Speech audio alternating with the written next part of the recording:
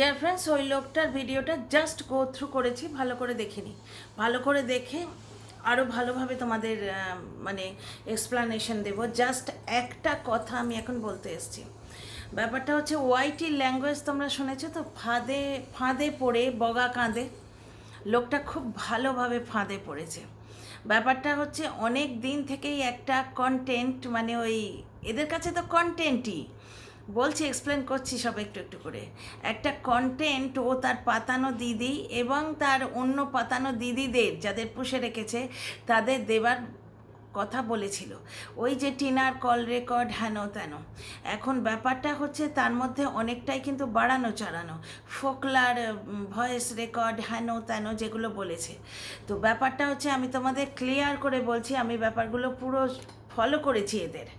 এখন এই লোকটার আমি ভিডিও দেখি না, কারণটাও বলবো একটু পরে। মানে ভিডিওটা যত প্রসিড করবে তত কারণটা বলবো, কারণ অযৌক্তিক এবং ফালতু জিনিস আমি সহ্য করতে পারি না, যার জন্য আমি দেখি না। না হলে ভিডিও দেখলে আমি অনেক কন্টেন্ট পেতাম এবং আরও তো অনেক জিনিস তোমাদের, রসালো জিনিস তোমাদের দিতে পারতাম। আচ্ছা, এখানে একটা কথা বলি, প্রথম দিন থেকে আমি বলছিলাম, এই তো সেদিন ভিডিওতে বললাম না যে যত দিন এই লোকটা কন্ট্রোভার্সি দিতে পারছে ততদিন ওর পাতানো দিদিরা ওর হাত ধরে থাকবে। যখন ওর কন্ট্রোভার্সি দিতে পারবে না তখন কন্ট্রোভার্সি ক্রিয়েটাররা বাই বাই সায়োনারা বলে চলে যাবে। কারণ ভার্চুয়ালি কন্ট্রোভার্সি ক্রিয়েটাররা ওয়াইটিতে চ্যানেল খুলে বসে আছে টু আর্ন রেভিনিউ। বুঝতে পারছো? সেই রেভিনিউটা তুমি যদি প্রোভাইড করতে পারো তাহলে আমরা তোমার দিদি, আর না পারো ভারী বয়ে গেল। বুঝতে পারছো? তুমি যা খুশি করো। এইবার টিনাকে ধমকানোর জন্যে বারবার বারবার বলে রেখেছে এই কল রেকর্ড ছাড়বো, এই ফোকলার কথোপকথন ছাড়বো, হেন তেন। কিন্তু অনেক কারণেই ছাড়তে পারছে না, কারণ তার মধ্যে নিজের কথাবার্তাও কিছু আছে এবং নিজের কথাবার্তা কতখানি মানে মার্জিত সে তো 22 মিনিটে সেই বলেছিল না, গুম গুম করে মেরে ভেঙে দেবো। সেখানেই বুঝতে পারছো তো এই লোকটা যে কত পলিশড এবং মার্জিত, তার আইডিয়া তো তো আমার দর্শক বন্ধুদের পুরোপুরিই আছে। বুঝতে পারছো তো? এই জন্যে এখন ভার্চুয়ালি ও দিতে পারছে না, তার ওর মধ্যে ওর নিজেরই মরণ ফাঁদ লুকিয়ে আছে। ঠিক আছে, এইবার কি হয়েছে, বারবার বারবার দেব দেব দেব দেব করে টিনাকে ভয় দেখাতে গেছে। এবার টিনা তো ভয় পেয়েছে কচু, ঘন্টা দিদার ঘন্টা, কিন্তু বাকিরা গন্ধ পেয়ে গেছে, বেড়ালেরা মাছের গন্ধ পেয়েছে, মাছটি না নিয়ে ছাড়বে। পাতানো দিদি তো কাল শুরু করলো টিনাকে মারধর করবো থেকে শুরু করলো, এই ওর চুলের মুঠি ধরে ঘুরিয়ে দেবো, এই ওকে ঠাস ঠাস করে চড় মারবো। কেন রে ভাই? সে মেয়েটা নিজের যোগ্যতায় রোজগার করে নিজের মতো করে আছে, তোদের তো পাড়াভাতে সে ছাই দেয়নি। একটি কন্টেন্ট ক্রিয়েটার বলতে বসেছে, অনেকেই বলছে, কিন্তু এটা অনেকেই বলছে, আমি কমেন্টে পাচ্ছি যে ও অত জিনিস একসঙ্গে কিনলো কেন, ফ্ল্যাটে উঠে গিয়ে একটু একটু করে পেত। কিন্তু আরে বাবা, সে কখন কিনবে সেটা তার মর্জি, তোমাদের মতো করে তো সে বাঁচবে না। তার যোগ্যতা আছে। হ্যাঁ, তখন কি বলতে বসেছে, যোগ্যতার বেশি পয়সা হয়ে গেলে মানে নিজের মতো ভাবে সবাইকে আর কি। ব্যাপারটা হচ্ছে টিনা যে রেভিনিউটা আর্ন করছে আজকে, সেটা কি ও অন্য কারোর যোগ্যতায় করছে, না এই এই মহিলার, এই মেয়ে ছেলেটার যোগ্যতায় করছে যে মুখ নেড়ে বলছে? ও নিজের যোগ্যতায় তো আর্ন করছে, ব্লগটাও সুন্দর করে বানাচ্ছে, তাই জন্যই তো ওর ওই অতটা ভিউ হচ্ছে, অতটা রেভিনিউ হচ্ছে। যোগ্যতার বেশি পয়সা হয়ে গেলে অ্যাকচুয়ালি হিংসে, প্রচণ্ড হিংসে। টিনাকে ওই ফ্ল্যাট থেকে বার করে দেবার পূর্ণ প্রচেষ্টা করেছিল। বুঝতে পারছো তো? কন্ট্রোভার্সি ক্রিয়েটারদের কাজ কিন্তু এটা নয়, তারা একটা জিনিস দেখলো, সেটা নিয়ে হয়তো রসিয়ে বসিয়ে কিছুটা বললো, এক্সপ্লেন করলো, এই অবধি। ভার্চুয়াল জগতে তাদের কিন্তু ব্যাপারটা লিমিটেড থাকে, রিয়েলিটিতে আসে না।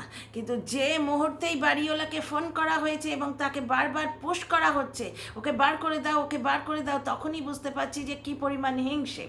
সেখান থেকেই বুঝতে পারছি যে এই যে বলছে না যে যোগ্যতার চেয়ে বেশি পয়সা, হিংসেটা দেখো। এবং সেখানেও বারবার বলা হচ্ছে কি ও ওই বাড়িতে বেশি দিন ওকে থাকতে দেবে না। অ্যাকচুয়ালি ব্যাপারটা হচ্ছে এখন টিনাকে বার করতে পারলো না, কারণ ব্যাপারটা হচ্ছে রিয়েলিটি আলাদা জিনিস। গ্রাউন্ডে যে ব্যাপার স্যাপারগুলো ঘটে রিয়েল জগতে, একটি মানুষ সে তার ফ্ল্যাটটি ভাড়া দেবে, সে পয়সা অলরেডি অ্যাডভান্স নিয়েছে, লিগাল ডকুমেন্ট তার কাছে আছে, কতগুলো কন্ট্রোভার্সি ক্রিয়েটার কি বললো তার জন্য সে টিনাকে বার করে দেবে। আচ্ছা, সেটা যখন পারলো না, এখন বলছে কিছুদিন পরে, 11 মাস পরে ফ্ল্যাট মালিক এসে থাকবে। ফ্ল্যাট মালিকের কানে কানে বলে গেছে 11 মাস পরে সে এসে থাকবে। ঠিক আছে, ফ্ল্যাট মালিক কিন্তু টিনার ওপর খুবই খুশি। না, আমি বাইরের কোনো কথা বলছি না, ভিডিওর বাইরের কোনো কথা বলছি না, যুক্তি দিয়ে প্রমাণ করে দেবো। তোমরা দেখো টিনা যেভাবে একটা ভাড়া বাড়ি, আপাতত তো ভাড়া বাড়ি, ফ্ল্যাট মালিককে ফোন করে আমার জানতে হয়নি, আমি কিন্তু জানতে পেরেছি ভাড়া বাড়ি, কারণ টিনা নিজে বলেছে। বুঝতে পারছো, কিছুদিন ওয়েট করলে টিনা নিজেই বলতো। আচ্ছা, একটা কথা দেখো, যেভাবে ওই ভাড়া বাড়ি দেয়ালগুলো টিনা শ্যাম্পু জল দিয়ে পরিষ্কার করছে, প্রতিটি কর্নার, প্রতিটি গ্রিল, এইভাবে বাড়িটার মেনটেন করছে। মাত্র কয়েকদিন তো থেকেছে, এইভাবে বাড়িটাকে মেনটেন করছে। কটা ভাড়াটে এইভাবে বাড়ি মেনটেন করে বলো তো? বাড়িওয়ালা কি চায়? বাড়িওয়ালা যখন বাড়ি ভাড়া দেয় তখন দুই কারণে ভাড়া দেয়। আমরা যখন আমাদের নিজেদের ফ্ল্যাটটা ছেড়ে যথারীতি ট্রান্সফার হয়ে গেছে, চলে যেতেই হবে, তো চলে আসছি, তখন আমার একদম ইচ্ছে ছিল না অন্য কাউকে দিই। নিজের জিনিস, বিশেষ করে এই উডোয়াক্সগুলো করিয়েছি, কে কী হাতে ইউজ করবে, হয়তো তেল হাতে একটা টানলো, তেলের দাগ পড়ে গেল, আঙুলের দাগ পড়ে গেল, কলিন্স দিয়ে সাফ করে করে রাখি, বুঝতে পারছো? কিন্তু বাড়ির লোকেদের কি মেন্টালিটি ছিল যে ফ্ল্যাটটা মেনটেন হবে, পড়ে থাকলে কিন্তু ফ্ল্যাটটা মেনটেন হবে না। দ্বিতীয় কথা, একটা মেনটেনেন্স চার্জ থাকে সোসাইটিতে, তোমরা তো জানোই, একটা মেনটেনেন্স চার্জ থাকে। মানে ধরো তুমি 2 বছর পরে ওই ফ্ল্যাটে একবার এলে, তাহলে এই 2 বছরের পুরো মেনটেনেন্স চার্জটা তুমি কম দেবে, তবে তোমার বাড়িতে কিন্তু ইলেকট্রিসিটি আসবে, কারণ ওই মিটারের সঙ্গে এগুলো যোগাযোগ করা থাকে। তো ফ্ল্যাট মেনটেন করার জন্যও কিন্তু অনেকে লোকে ভাড়াতে দেয়। সুতরাং এক তো ভাড়া পাচ্ছে, সেটা তো ব্যাপারই, অ্যাডভান্সটা পেয়েছে সেটাও ব্যাপার একটা, ডেফিনেটলি, কারণ ইনভেস্টমেন্ট পারপাসে ফ্ল্যাটটা রেখেছে। ওরা বাড়িওয়ালা বাইরে থাকে, অন্য বাড়িতে নাকি ভাড়া নিয়ে থাকে। এই কন্টেন্ট ক্রিয়েটারদের ঠেলাতেই জানতে পেরেছি। আমার তো আর বাড়িওয়ালার সঙ্গে ফোন করে সত্য উদ্ঘাটন করার জন্য তো মানে কোনো রকম কথোপকথন হয়নি। যারা বাড়িওয়ালার পেছনে কাঠি দিয়ে ভিউ কামাতে গেছিলো, বাড়িওয়ালার বউই বলেছে, ওনার কথাটাই রিপিট করছি, তাদের থেকে জানতে পেরেছি যে উনি নাকি ভাড়া বাড়িতে আলাদা থাকেন। তো ভাড়া বাড়িতে যখন নিজে থাকেন, তখন এই ফ্ল্যাটটা টিনাকে দিয়েছে, মানে যে কোনো একটা ভাড়াটাকে দেবে, কারণ বাড়ি ভাড়াটা উঠে আসবে, উনি যে ফ্ল্যাটে ভাড়া থাকেন সেই ভাড়াটা উঠে আসবে, ফ্ল্যাটটা মেনটেন হবে। তখন যখন বাড়িওয়ালা দেখছে যে কি সুন্দরভাবে টিনা ফ্ল্যাটটাকে মেনটেন করছে, তাহলে টিনার সঙ্গে সেই বাড়িওয়ালার কীরকম রিলেশন হবে তোমরা বুঝতেই পারছো। আচ্ছা, এটা তো গেল।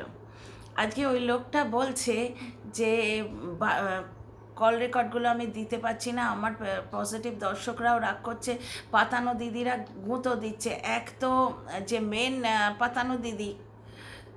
পাতানো দিদি যে খেস্তি মাসি যাকে বলি, মানে খেস্তি ছাড়া এর তো ভিডিও হয় না, এবং যাকে হামাপকে হ্যাঁ কন ম্যাডাম যৌনাঙ্গ স্পেশালিস্ট বলেছিলেন, কারণ নারী এবং পুরুষের যৌনাঙ্গ ছাড়া এর ভিডিও হয় না, এবং যৌনাঙ্গ দিয়ে মানে তার বর্ণনা করে তবে ভিউ কামায়, মানে কন্টেন্ট করে।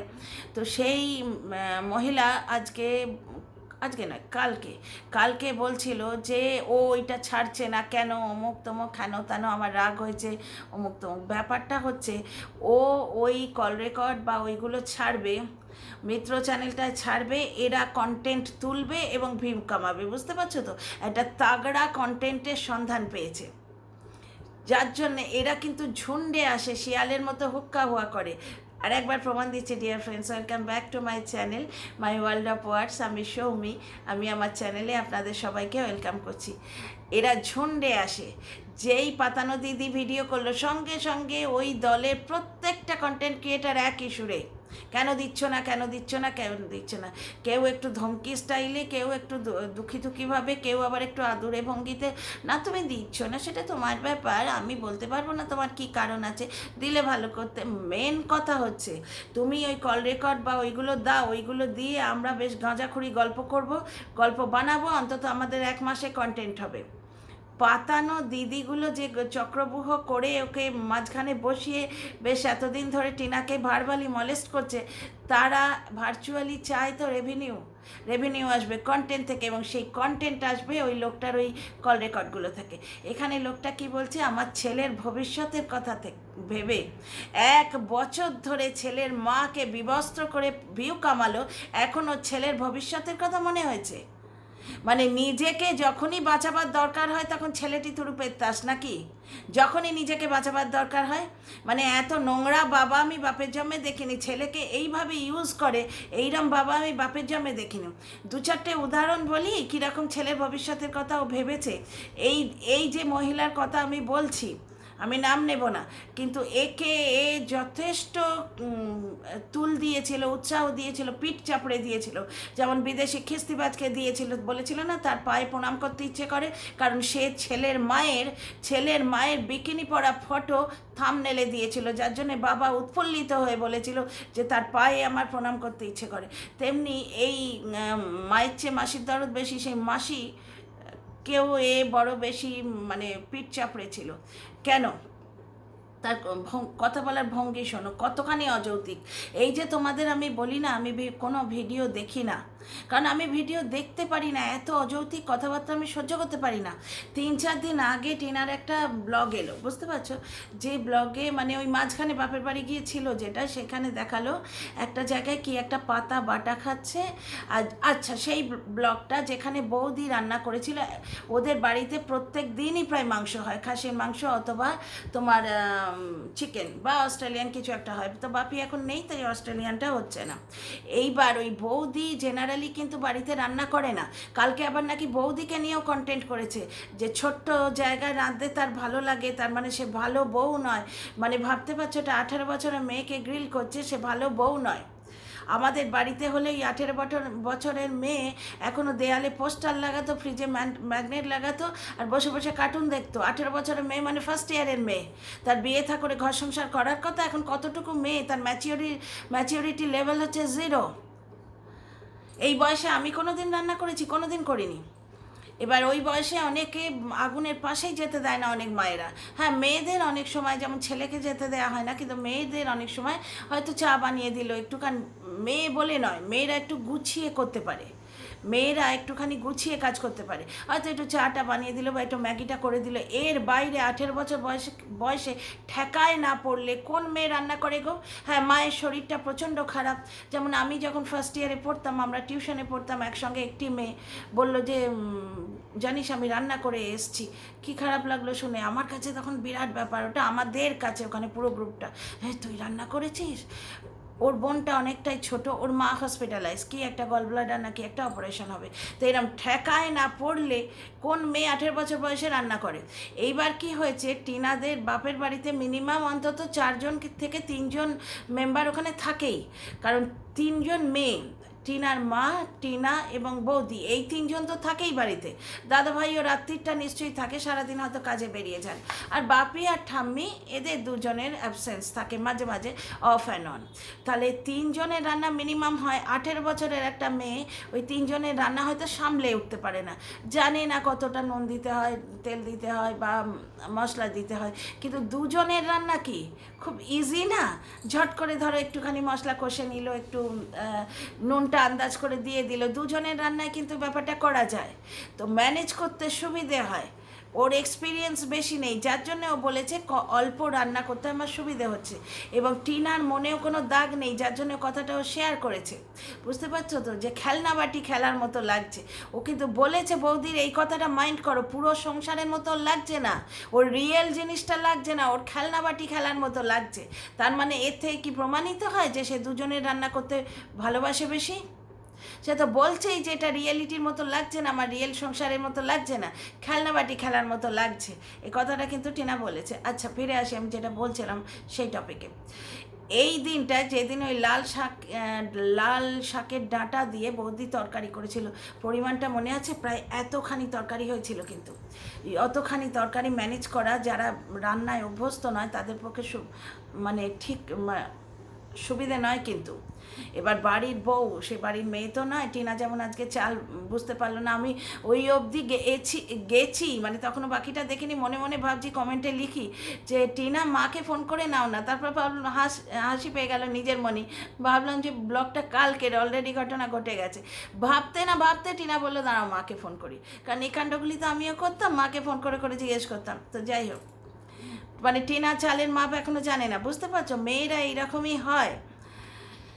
এইবার যে টপিকটায় ফিরে আসি, ওই লাল ডাঁটা, লাল শাকের ডাঁটা যেদিন রান্না করেছিল সেদিন একটা খারকোল বাটা বা কিছু একটা বাটা হয়েছিল। একজন কন্টেন্ট ক্রিয়েটার বলছে বাটাটা দেখেই আমি বুঝতে পেরেছি এটা অমাবস্যা রান্না করেনি। অমাবস্যা মানে টিনার মার নাম পূর্ণিমা, তাই তাকে অমাবস্যা বলা হয়। আমরা কি জলনদীপের মাকে গিলা বা নীলা বা টিলা বলে ডাকি না, জলনের মাই কিন্তু বলি। আমি তো শুধু মা বলি, টিনার মাকেও মা বলি বা বাবাকেও বাবা বলি, এইরকমভাবেই কিন্তু কথা বলি। আচ্ছা, 1 নম্বর গেল। ও খাবারটা দেখে মানে এদের কি অদ্ভুত ট্যালেন্ট বাপু, এরা কি পরিমাণ ট্যালেন্টেড। মানে খাবারটা পাতাটা দেখেই বুঝতে পেরেছে, পাতা বাটাটা দেখেই বুঝতে পারছে ওটা অমাবস্যা দেবী করেনি, ওটা করেছে ওই। আর ভাষাটা শোনো, mind the language dear friends, কাটাপোনার মা। কাটাপোনা মানে ওই যে ছোট একটা ভাই যাকে বলে টিনা, তার মা কাটাপোনা তাকে নাম দিয়েছে। ভাবো দেখিনি, কোনো সন্তানকে কাটাপোনা বলছে? যে বলছে সে নিজেও নিশ্চয়ই সন্তানবতী। সে একটা অন্য লোকের সন্তানকে নাম দিতে গিয়ে বলছে কাটাপোনা। এই মহিলাই একবার বলেছিল, আমি শুনেছি একজন দর্শক বন্ধুর সম্বন্ধে, যে এই ভৌতিকের মুখটা ওই মাটনের দোকানে যেরকম মরা ছাগলের মাথাগুলো থাকে ঠিক সেই রকম লাগে, মানে ওই ডিপিটা দেখে সেই মরা ছাগলের মাথাগুলো যেরকমভাবে তাকিয়ে থাকে কটকট চোখ করে, ঠিক এরম দেখতে লাগে ভৌতিকের ডিপিটা দেখে। আমি এই কথাগুলো কখনো বলিনি, কারণ যে দর্শক বন্ধুটিকে নিয়ে বলা হচ্ছে তিনি অবশ্য সব জানেন, তার হয়তো মনে আঘাত লাগতে পারে, কিন্তু আজকে বলতে বাধ্য হলাম। আচ্ছা, আমি কথাটা লিখে রেখেছি, কারণ এত নোংরাম আমার মাথা থেকে বেরিয়ে যায়। শোনো কথাটা। আচ্ছা, আর একটা কথা, টিনা সেই দিন না কালকের ব্লগে বোধহয়, যেদিন ফ্ল্যাটে এলো তার আগের ব্লগটায় বললো ঘুম আসছে না, মেহেন্দি করি। আমার যখন ঘুম আসে না, আমি মোহাম্মদ রফির গান শুনি বন্ধ করে, উসখুস করি, খাটের উপর বসে থাকি উঠে, কারণ আমার পাশে যিনি আছেন তার তো ভোর 5টায় উঠে অফিস যেতে হবে, ভোর 5টা থেকে তৈরি হয়ে 7টার মধ্যে বেরিয়ে যেতে হবে। সুতরাং নিজের জন্য অন্য লোকের ইনকনভিনিয়েন্স তো করতে পারি না, কিন্তু আমিও উঠে বসে থাকি, গান শুনি, রবীন্দ্রসঙ্গীত শুনি, আমি মিউজিক পাগল। তাই এবার ও বাচ্চা মেয়ে, ও মেহেন্দি কি সুন্দর আঁকলো, মেহেন্দির ডিজাইনটা, এরা বলে নাকি যোগ্যতার বেশি সে আর্ন করেছে। ওই মেহেন্দির ডিজাইন যেটা দেখালো, মানুষকে তো এইটাই অ্যাট্রাক্ট করে ব্লগে, তা নয় বসে বসে নোংরামো করলে, ওই যে মন কি বাদ বললে সেইগুলো দেখতে লোকে কি যায়? হ্যাঁ, এক ধরনের কলতলার মাসি যায় দেখতে, যারা ওই নোংরামোটাই পছন্দ করে, মানে ওই কন্ট্রোভার্সিটা পছন্দ করে, কিন্তু নর্মাল জেনুইন দর্শকরা ওইগুলো দেখতে যায় না।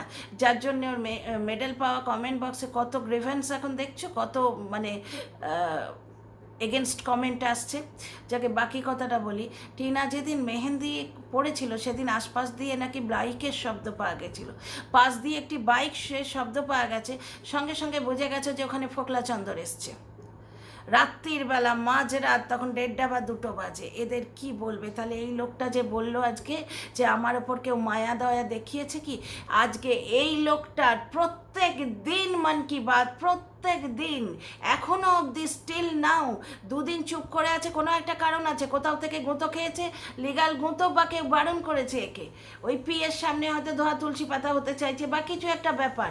প্রত্যেক দিন ওই যে যাকে বোন বলে বুনি বুনি করলো না, আইসক্রিম খাও নাহলে তোমায় রুড লাগছে, ওইরকম হয়তো রুডনেস বা আমি এরকম কুটনি মাসির মতো ব্যবহার করি, এইটি দেখাবে না বলে হয়তো 2 দিন চুপ করে আছে। এই কাল অবধি আমার জীবনটা মুখে বলতে পারছে না, কারণ ওই যে মেয়েটিকে পুষে রেখেছে তার সামনে ভালো হতে হবে, সে মেয়েটি যে এগুলো ভালো চোখে দেখছে না সেটা বোঝা যাচ্ছে। সেদিন কি বললো যে আইসক্রিম খেয়ে বলো, নাহলে তোমার কথাবার্তা ভঙ্গিটা রুড। এই যে একটা কথা শোনো, এই যে কালকে থাম্বনেলটা দিয়েছে যে সারা জীবনটা আমার এইরম কাটবে, এটা ভেবে নেওয়া ভুলটা বলে দিচ্ছি, কিন্তু এইরম কিছু একটা বলেছে। ব্যাপারটা হচ্ছে তোমার সারা জীবন কীরম কাটবে সেটা কে ভেবে নিচ্ছে? টিনা তো তোমার সম্বন্ধে কোনো কথা বলে না, ঠিক আছে না?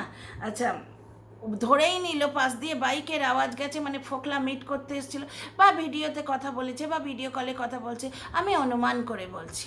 আজকে 10 মাস ধরে টিনাকে নিয়ে কিন্তু এই রকম অনুমানই চলছে, এই রকম অনুমান চলছে। এই ভিডিওটা বড্ড লম্বা হয়ে যাবে, না হলে আরও কিছু অনুমানের কথা আমি বলতাম এখানে, তাও ছোট্ট করে একটু বলে দিই। একজন বলতে বসেছে যে বাড়িতে ফোকলা আছে তার প্রমাণ কি? বাড়িটা যখন মানে চাবিটা যখন খুললো তখন বিছানাটা কুঁচকোনো মতো ছিল, দেখে মনে হলো এক্ষুনি কেউ উঠে চলে গেল, অথচ তা বাড়ি থেকে তালা দেওয়া ছিল। এক্ষুনি কেউ ওখান থেকে উঠে গেল, মানে ফোকলা তালা বন্ধ হয়েছিল এতদিন, ঠিক আছে? ওইখানে কেউ বসেছিল কেন? তারা যাবার আগে হয়তো বিছানাটা টান টান করে যায়নি, এরম হতে পারে নাকি? গেল। দ্বিতীয় কথা হচ্ছে মশলাটা আগে থেকে বাটা ছিল। ও মশলা খুলে নাকি মানে মিক্সির ডাব্বা খুলে নাকি টিনা প্রচণ্ড চমকে গেছে, আরে মশলাটা বাটা, মানে মশলাটা এখানে বাটা আছে, এইভাবে নাকি বলেছে 22 মিনিট 45 সেকেন্ডে। বুঝতে পারছো? টিনা বলেছে, আমি ভিডিও টিনার ওই ব্লগটা আমি 3বার দেখেছি। আজকে যখন নতুন ব্লগটা ছেড়েছে না, তখনও আমি টিনার ওই পুরনো ভিডিওটাই দেখছিলাম, কালকের ভিডিওটা খুব ভালো লেগেছে, ওটাই দেখছিলাম। সেখানে টিনা বলেছে মশলাটা বাটা আছে, বৌদি হাতে হাতে সব কাজ করে দিচ্ছিল, পেঁয়াজ কেটে দিয়েছে, আদা রসুন সব কেটে দিয়েছে, মশলাটা বৌদি বেটে দিয়েছে, এটা হতে পারে না? ফোকলাকেই এসে বেটে দিতে হবে ওটা? মশলা বাটা হলো সেটা কিন্তু দেখালো না, বিরিয়ানি কেনা হলো সেটা কিন্তু দেখালো না, টিনা চান করেছে, টিনা ঘর মুছেছে, অনেক জিনিসই তো দেখায় না। প্রতিটি জিনিস দেখালে 22 মিনিটের 20 মিনিটের ব্লগ করা যায়? মানে মশলাটাকে বেটে দিল, ফোকলা এসে বেটে দিয়ে গেছে। বাড়িতে কিন্তু আর একটা মানুষ আছে যে ওর হাতে হাতে সব করে দিচ্ছে, বৌদি মশলাটা বেটে ওখানে রেখে দিয়ে গেছে, মশলায় আরেকটু কিছু দিতে হবে, তাহলে কেন বললো? ডিয়ার ফ্রেন্ডস, বন্ধুরা দেখো, মশলার মধ্যে তো আদা রসুন পেঁয়াজ বাটা দিয়ে সব কিছুই তো দেবে না, কেন আরও কিছু দিতে হবে? হয়তো পেঁয়াজ রসুন বা আদা বাটাটা দিয়েছে, কাঁচা লঙ্কাটা দেয়নি, হতেই পারে। ওর মনে হয়েছে তো আরও কিছু অ্যাড করতে হবে। আশ্চর্য কথাবার্তা। এইভাবে যে 9-10 মাস টিনাকে বুলি করা হচ্ছে, তখন ওর ছেলের ভালো মন্দের কথা ওর মনে পড়েনি? তুরুপেশ দাস আজকে সেই ছেলেটাকে দিয়ে নিজের ফেস বাঁচাতে এসছে আবার। তাহলে কত ভালো বাবা, তোমরা এখানেই বুঝে নাও, ছেলেকে ঢাল হিসেবে ইউজ করছে। ছেলেটা জন্ম থেকে এর বেচার সামগ্রী, এই বেচারামের বেচার সামগ্রী হয়ে আছে।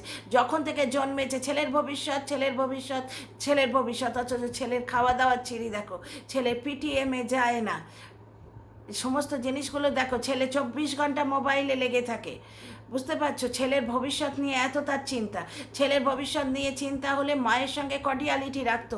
আমি কিন্তু বলছি না মাকে ফেরত নিতে হবে, নিবি না ফেরত, হাজব্যান্ড ওয়াইফ দুজনের মধ্যে ঝগড়াঝাটি আছে, ঠিক আছে, কিন্তু বাবা মা দুজনের মধ্যে মিল রাখাটা দরকার ছিল।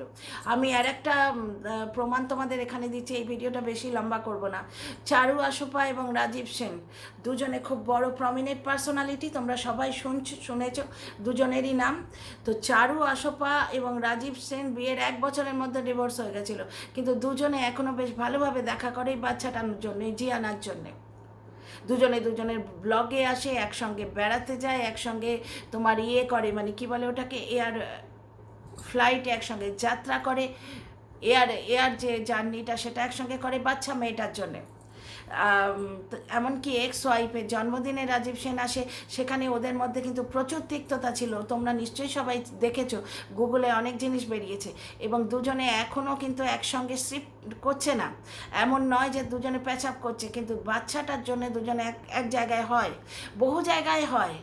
এই তো গুগলে কত এখন আকছার ডিভোর্সের কথা পাচ্ছি। সব জায়গায় বাচ্চা যেখানে কনসার্ন, সেখানে বাবা মার কিন্তু একটা মিউচুয়াল ব্যাপার আছে।